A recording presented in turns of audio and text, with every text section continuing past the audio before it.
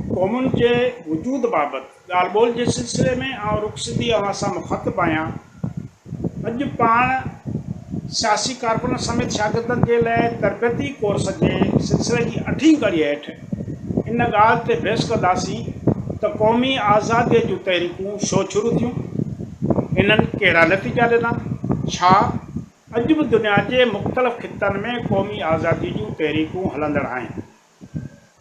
तफ़सीली ॻाल्हि ॿोल खां अॻु दोस्तनि खे गुज़ारिश कंदुसि त असांजे चैनल खे सब्सक्राइब कंदा ऐं दोस्तनि सां शेयर कंदा। दोस्तो, भाइरो ऐं भेनरूं, पहिरीं आलमी जंग वक़्तु जॾहिं साम्राजी मुल्कनि तरफ़ां मज़लूम क़ौमुनि जी फुरलुट पंहिंजे इंतिहा ते पहुती ऐं अवाम सियासी ऐं समाजी हक़नि खां महरूम थियण करे अणॻणियुनि मुश्किलातुनि में घेरिजी वियो त एशिया, अफ्रीका ऐं लातिनी अमेरिका जे बेटकी मुल्कनि में क़ौमी आज़ादीअ जे तहरीकुनि ज़ोर वरितो। इन बुनियाद ते पार्टियूं ठहणु शुरू थियूं, मुतहदा महाज़ जुड़ण लॻा। जॾहिं मज़लूम क़ौमुनि तरफ़ां पंहिंजे सियासी ऐं मुआशी हक़नि जी हासिलात लाइ इहे मुतालबा साम्राजी क़ौमुनि ऐं मुल्कनि जे साम्हूं आया त हिननि खे पंहिंजी हाकिमियत ऐं इस्तिहसाली निज़ाम ख़तरे में पवंदे महसूसु थियो, जंहिंजे करे इहा फितरी ॻाल्हि हुई त हू उन जी छिती मुखालफ़त ते लही आया ऐं पंहिंजे ज़ुल्म ऐं ॾाढ जी लठ खे ज़ोर सां फेराइण लॻा। साम्राजियुनि मज़लूम क़ौमुनि जा क़ौमी हक़ तस्लीम करण बदिरां उन्हनि खे ॾंडे जे ज़ोर ते मातहत रखण जूं कोशिशूं शुरू कयूं। आज़ादी जे तहरीकुनि खे निहायत बेरहमी ऐं कठोर दिली सां कुचलियो वियो। हर आज़ादी जी सदा खे गोलियुनि ऐं बमनि सां चिथियो ऐं चीबाटियो वियो, पर पोइ बि हक़ ऐं सच जो आवाज़ बुलंद खां बुलंदतर थींदो रहियो। साम्राजी कोटनि ऐं किंगरियुनि जेलनि ऐं ज़िंदाननि खे ॾारींदो ऐं ड्राहींदो रहियो। पहिरीं आलमी जंग शुरू थियण खां अॻु साम्राज्य भेट में को बि अहिड़ो आलमी निज़ाम या ताक़त मौजूदु न हुई जेका मज़लूम क़ौमुनि जे आज़ादीअ जी तहरीकुनि जी मदद करे या उन्हनि जी भरजलू थिए, जंहिं करे साम्राज निहायत सवलाई सां छिड़ विछड़ क़ौमी तहरीकुनि खे कुचलींदो ऐं तबाह कंदो रहियो। छो जो साम्राज एॾो ताक़तवर हुयो जो उन ख़िलाफ़ सिर्फ़ु क़ौमी आज़ादी जूं तहरीकूं धक झलण जे क़ाबिल न हुयूं।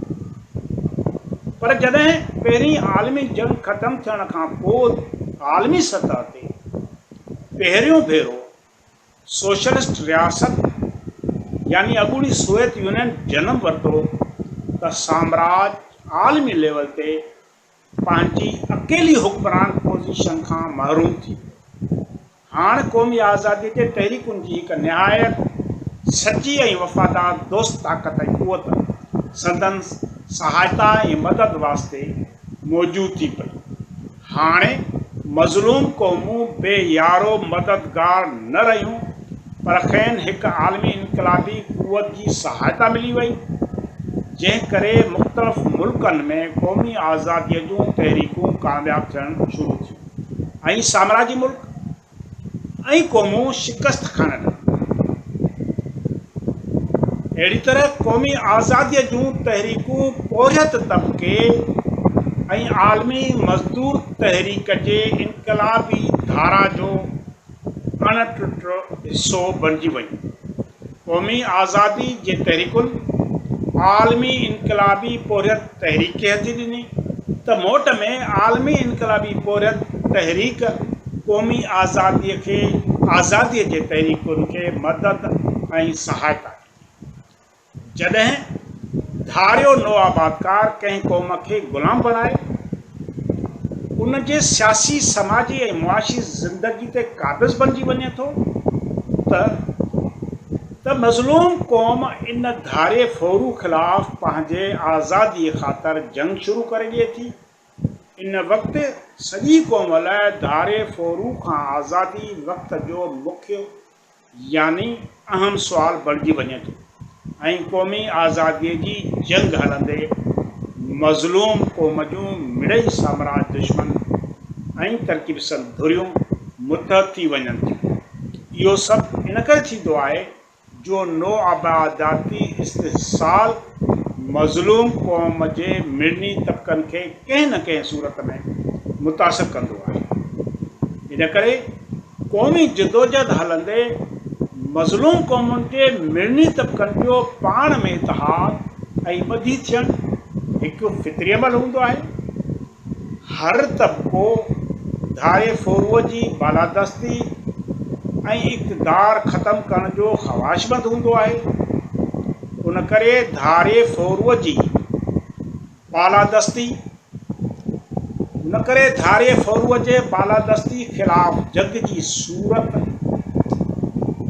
जंग जे सूरत में घणो करे सॼी जी सॼी क़ौम हिसो वठंदी आहे। सिर्फ़ के थोरा गद्दार फ़र्द ऐं तमामु रिजत पसंद हुरियूं जिन जा मुफ़ाद धारियनि नो आबादकारनि सां लाॻियल हूंदा आहिनि से ई इन जंग खां धार थी उन जी मुखालफ़त कंदा आहिनि। महिरबानी।